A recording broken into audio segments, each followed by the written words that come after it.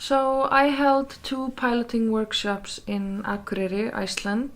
The footage you see here is from the first one. It was a very small group of only 5 people, and ideally a theatre workshop works better with a bit more participants. I think 8 to 10 people would be ideal, but thankfully this group was very open and joyful. The group was very diverse and at different stages in their learning of Icelandic, and that made me kind of realize that having an understanding of the level of knowledge the group has beforehand is very important. The improv exercises were excellent and people really responded well to them, and I think that was what worked the best in the workshop.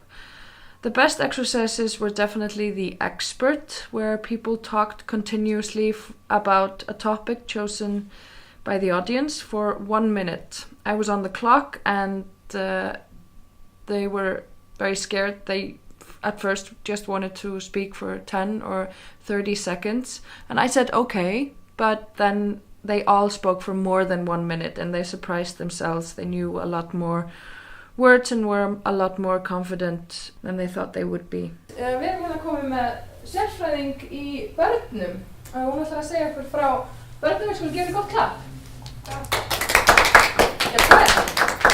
Góðan daginn, takk fyrir koma. Ég mjög gott tala barnaðinn. Ég á barnaðinn. Góðan daginn, takk fyrir komuna. Ég ætla að tala ferðalög.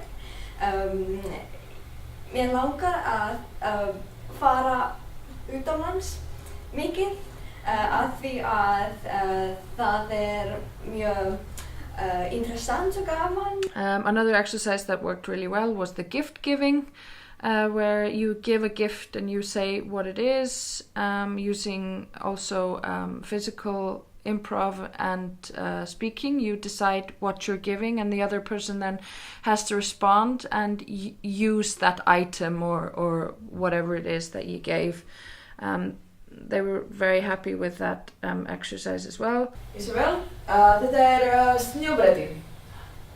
Ok, hvað snjóbretti? Snowboard. Já, takk fyrir. Takk fyrir.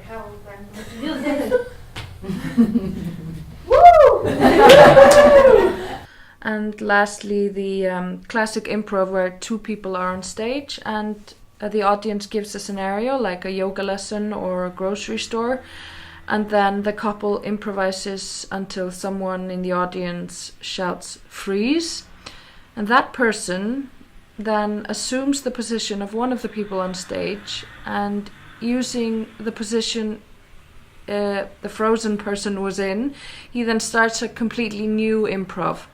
So we saw like a grocery store scene moving into becoming a dance class, and from that it went to a birthday party and a murder scene and a job interview. And each scenario forced people to talk and keep the conversation going, and they had to really use their imagination and at times dig deep to find what they were going to say. But it was a lot of fun, and we laughed a lot, and it was also very helpful, I think.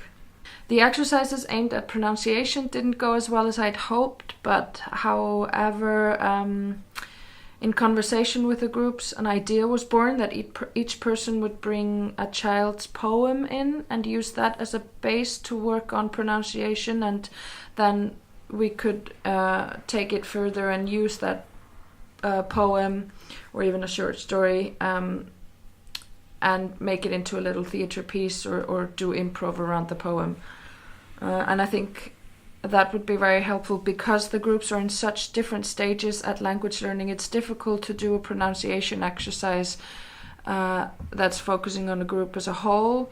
So it would be better to for each person to bring in a piece of poetry, and then I could kind of work on each individual at the same time as I'm working on the group.